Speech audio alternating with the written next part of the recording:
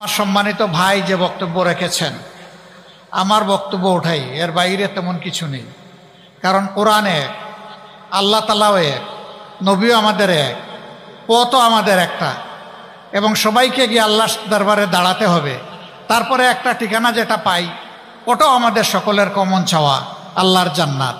কাজেই কথার কোনো ভিন্নতা এখানে থাকবে না ইনশাআল্লাহ। এই বাংলাদেশ আমাদের প্রিয় জন্মভূমি, আল্লাহ তাআলার দান। পৃথিবীর কিছু দেশ আল্লাহ তাআলা আমাকে ঘুরানোর তৌফিক দিয়েছেন। এমন বরকতময় দেশ পৃথিবীতে খুব কমই আছে, যে দেশের মাটির উপর সবুজ, মাটির নিচে অফুরন্ত খনিজ সম্পদ এবং অন্যান্য মূল্যবান সম্পদ, পানিতে সম্পদে ভরা, পানির নিচে সম্পদে ভরা। শুধু একটা সম্পদের অভাবে আমাদের দেশ হামাগুড়ি খাচ্ছে। সেই সম্পদটা হলো অতীতে যারা দেশ শাসন করেছেন তাদের চারিত্রিক সম্পদের অভাব। যখনই তারা দেশ সেবার সুযোগ পেয়েছেন, তখন দেশের জনগণের সেবক না হয়ে তারা মালিকে পরিণত হয়েছেন। আলহামদুলিল্লাহ, ইতিহাসের এক যুগ সন্ধিক্ষণে আজকে বাংলাদেশ। আগামীতে নির্বাচন হবে। আমি নির্বাচন নিয়ে বেশি কথা বলব না। আমি আল্লাহ তাআলার কালামের একটা অংশ আপনাদেরকে স্মরণ করিয়ে সালাম দিয়ে বিদায় নিব ইনশাআল্লাহ। আল্লাহ রাব্বুল আলামিন কালামে হাকিম ধীরে ধীরে নাজিল করেছেন তার নবীর উপরে। সর্বশেষ আয়াতটি নাজিল হয়েছে হিজ্জাতুল বিদায় আইয়ামে তাশরিকের সময় মিনার ময়দানে। সেই আয়াতের একটা গুরুত্বপূর্ণ অংশ, সারাটা না। আউযু বিল্লাহি মিনাশ শাইতানির রাজিম। আল ইয়াওমা আকমালতু লাকুম দীনাকুম ওয়া আতমামতু আলাইকুম নি'মাতি ওয়া রাদিতু লাকুমুল ইসলাম দীনা। সাদাকাল্লাহুল মাওলানাল আযীম। আল্লাহ তাআলা তার নবীর মাধ্যমে বিশ্ববাসীকে বলে দিলেন যে আজকের এই দিনে তোমাদের জন্য আমি তোমাদের সংবিধান, জীবন চলার পাথেয় দিন আমি পরিপূর্ণ করে দিলাম। বলেন সুবহানাল্লাহ। ও আতমামতু আলাইকুম নি'মাতি, আর আমি স্রষ্টা প্রভুর পক্ষ থেকে তোমাদের জন্য যত নিয়ামত, এই নিয়ামতের এইটাকেই জুরিয়া বানাই দিলাম। এর বাইরে কোনো নিয়ামত তালাশ করলে কোথাও পাওয়া যাবে না। এর বাইরে যা তালাশ করবা সেটা নিয়ামত হবে না, সেইটা হবে লানত। এইটাকে বাদ দিয়ে যদি কিছু তালাশ করো। ওয়া রাদিতু লাকুমুল ইসলাম দীনা। আর তোমরা জেনে রাখো, আমি কিন্তু ইসলামকেই শুধু আমার কাছে মনোনীত দিন হিসাবে, জীবন বিধান হিসাবে আমি কবুল করলাম। বাকি যেগুলো আছে ফামাই ইয়াকবালু মিনহা, একটাও কবুল করা হবে না। সব রিজেক্টেড, পচা মাল, সব পচা মাল। যে বাদের অমুকবাদ তমুকবাদ, যে বাদের গামছা গায়ে দিয়ে আসুক, সব পচা মাল। যা আল্লাহ তাআলা বলে দিয়েছেন মানুষের জন্য এইটাই উত্তম এবং একমাত্র উত্তম, এর বাইরে আর কোনো উত্তম নাই। সম্মানিত বন্ধুগণ, এটি দিনের একটি মরকাজ। এখানে কিতাবুল্লাহ এবং সিরাতে সরওয়ারে আলম বা সুন্নতে রাসূলুল্লাহ সাল্লাল্লাহু আলাইহি সাল্লামের তালিম হয়। কেন এই তালিমটা? কেন এই তালিম? হচ্ছে আমলের জন্য। ইলমের জন্য তো অবশ্যই, কিন্তু ইলমটা কি জন্য? ইলম হচ্ছে আমলের জন্য। আর আমলের ব্যাপারে শুরু হয়েছে ইকরা বিসমি রাব্বিকাল্লাযী খালাক দিয়ে, শেষ হয়েছে আল ইয়াওমা আকমালতু লাকুম দীনাকুম ওয়া আতমামতু আলাইকুম নি'মাতি ওয়া রাদিতু লাকুমুল ইসলাম দীনা। এর ভিতরে আল্লাহ মানুষকে যত আমল করার জন্য হুকুম দিয়েছেন, আল্লাহর কসম মুহাম্মদুর রাসূলুল্লাহ সাল্লাল্লাহু আলাইহি সাল্লাম সবগুলো আমল করেছেন, একটাও বাদ দেননি তিনি। এমনকি আল্লাহর আয়াত ওমা খালাকতুল জিন্না ওয়াল ইনসা ইল্লা লিয়াবুদুন, আর আমি জিন এবং মানুষকে আমার ইবাদত ছাড়া অন্য কোনো প্রয়োজনে পয়দা করিনি। তার মানে জীবনে একজন মুমিন, একজন বিশ্বাসী যত কাজ করবে সেটা আল্লাহর ইবাদতের উদ্দেশ্যে করবে। এখন প্রশ্ন জাগে, আমি ভাত খাবো, আমি চাকরি করব, আমি ব্যবসা করব, হাল চাষ করব, আমি যুদ্ধ করব, সেগুলো কি আমার ইবাদত? আল্লাহর কসম সবগুলো ইবাদত। যদি নবী করিম সাল্লাল্লাহু আলাইহি সাল্লামের নকশা কদম হয় সব ইবাদত যদি আল্লাহর এবং আল্লাহ রসুলের শাস্তা ছেড়ে দেওয়া হয় সবগুলা জিহালত, একটা ইবাদত হবে না। এমনকি আপনি আপনার মায়ের দিকে তাকিয়ে একটু মুস্কি হাসি দিবেন উনাকে খুশি করার জন্য, এটা ইবাদত। আপনার স্ত্রীর দিকে তাকিয়ে আপনি মুস্কি হাসি দিবেন আল্লাহর কসম, ওইটাও ইবাদত। আপনার মনটা যখন পবিত্র থাকবে, আপনার সন্তানকে আপনি আদর করবেন, এইটাও ইবাদত। আপনার বাবার আপনি সেবা করবেন, সেইটাও ইবাদত। আপনার বন্ধুর কোনো বৈধ প্রয়োজন পূরণ করবেন, এইটাও ইবাদত। এক কথায় দুনিয়ায় এমন কোনো কাজ নাই যেটা ইবাদতের মধ্যে গণ্য নয়। আবার নামাজও ইবাদত হবে না যদি আপনার মন গড়া আপনি নামাজ পড়েন। একটু পরে ইনশাআল্লাহ আল্লাহ তাআলা হায়াত দিলে, সুস্থ থাকলে সালাতুল মাগরিব আমরা আদায় করব। এটার ফরজ কয় রাকাত? বাংলাদেশে 3 রাকাত, আমেরিকায় কয় রাকাত, ইউরোপে কয় রাকাত, মিডল ইস্টে কয় রাকাত? এটা কেউ বদলাতে পারবে? কেউ যদি বলে যুগের ব্যবধানে আমাদের ইমান দুর্বল হয়ে পড়েছে, ঘাটতি পূরণের জন্য আজকে 4 রাকাত পড়ে নেই, তার নামাজ কবুল হবে? আল্লাহ তাআলার বিরুদ্ধে বিদ্রোহের শামিল হবে।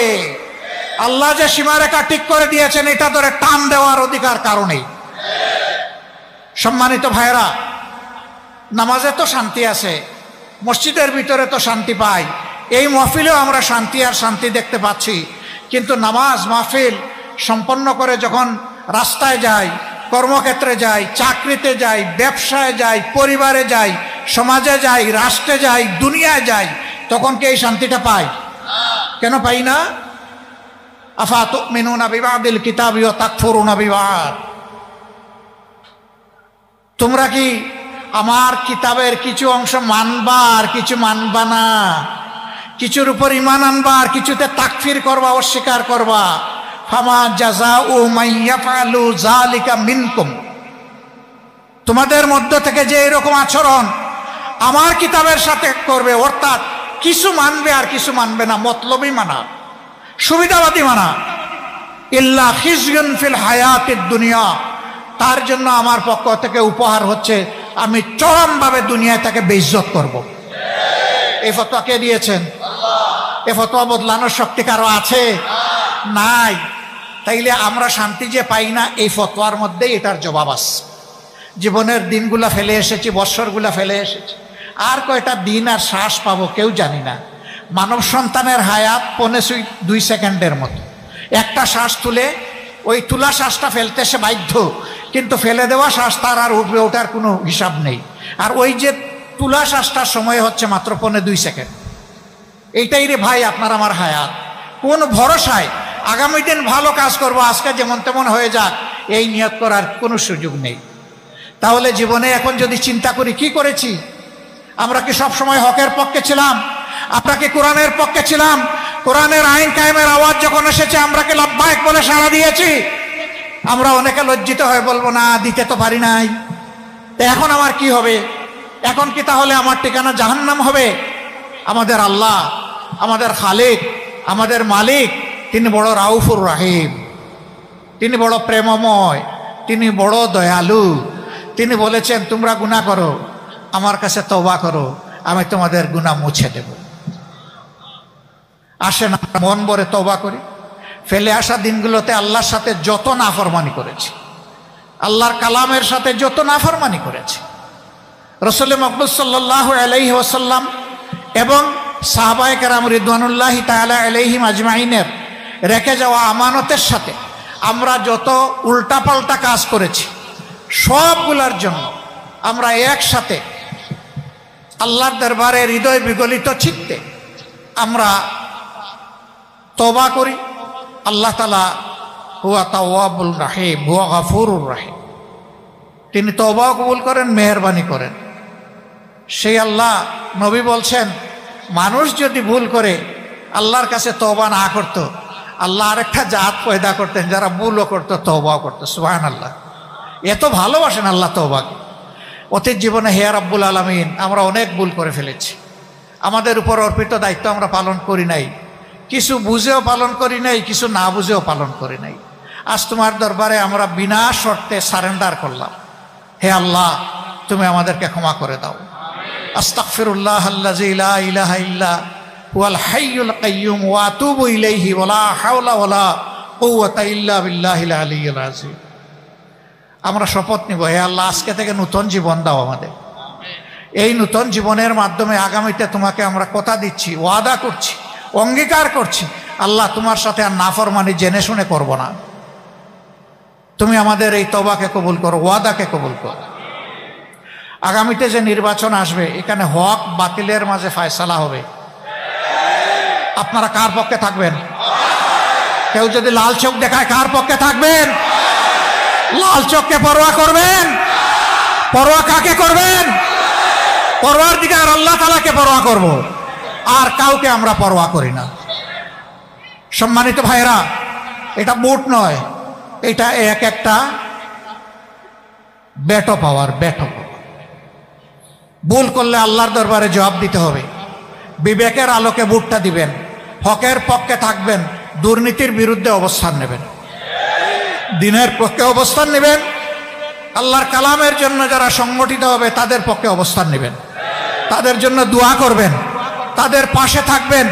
আমরা একসাথে লড়াই করবো ইনশাআল্লাহ, আল্লাহর রাজ কায়েম করার জন্য, দুর্নীতিমুক্ত বাংলাদেশ গড়ার জন্য। আমরা কারো সাথে আপোষ করব না। ওই বাংলাদেশ না গড়া পর্যন্ত আমরা থামবো না ইনশাআল্লাহ। আমাদের জন্য শুধু দোয়া করবেন, শয়তান যেন আমাদের মধ্যে কোনো বিভ্রান্তি সৃষ্টি করতে না পারে, শয়তান যেন লজ্জিত হয়ে পরাজিত হয়ে পালিয়ে যায়, মুমিনদের জন্য বিজয় হয়। আল্লাহর কসম, আমরা কোনো দলের বিজয় চাই না, আমরা আল্লাহ তাআলার দ্বীনের বিজয় চাই, আমরা জনগণের বিজয় চাই। এই মুসলিম জনগণ আজ জালিমের হাতে নিষ্পেষিত হোক। হে আল্লাহ, তুমি এই বিপদ থেকে এই জাতিকে তুমি রক্ষা করো এবং জুলুমের বিরুদ্ধে দাঁড়ানোর তৌফিক তুমি দান করো। আল্লাহ তাআলার দরবারে সেই মুনাজাত করে, নামাজের সময় আসন্ন, আমাকে এখানে দাওয়াত করার জন্য আমি মহান রবের দরবারে শুকরিয়া আদায় করছি। এবং এখানে বড় হুজুর, ওনাকেও আমি আমার অন্তরের অন্তঃস্থল থেকে শুকরিয়া আদায় করছি। উনি যে মায়াবী দাওয়াত আমাকে দিয়েছিলেন, আজকেই জালকাঠিতে আমার এইরকম আরেকটা দাওয়াত ছিল, কিন্তু আমি কোনো অবস্থাতে ওনার এই দাওয়াতকে অগ্রাহ্য করার কোনো দুঃসাহস আমি দেখাতে পারিনি।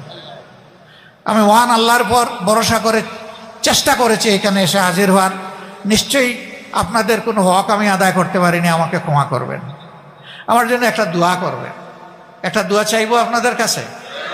আমি আল্লাহর জন্য, আল্লাহর দ্বীনের জন্য রক্তমাখা চাদর নিয়ে শহীদ হয়ে আল্লাহর দরবারে হাজির রাখতে চাই। জীবন তো একটা, জীবন তো দুইটা পাবো না, আর এই মৌত হচ্ছে সবচেয়ে লোভনীয় মৌত। এই রক্তের চাদর গায়ে দিয়ে ইয়ামুত তাগাবুনে, হার জিতের দিনে মহান রবের দরবারে দাঁড়াতে চাই। একটুখানি দোয়া করবেন আপনারা ইনশাআল্লাহ। এটা বড় দুর্বল হয়ে গেল। জাযাকুমুল্লাহু খায়রান, বারাকাল্লাহু ফি হায়াতিকুম। আসসালামু আলাইকুম ওয়া রাহমাতুল্লাহি ওয়া বারাকাতুহু।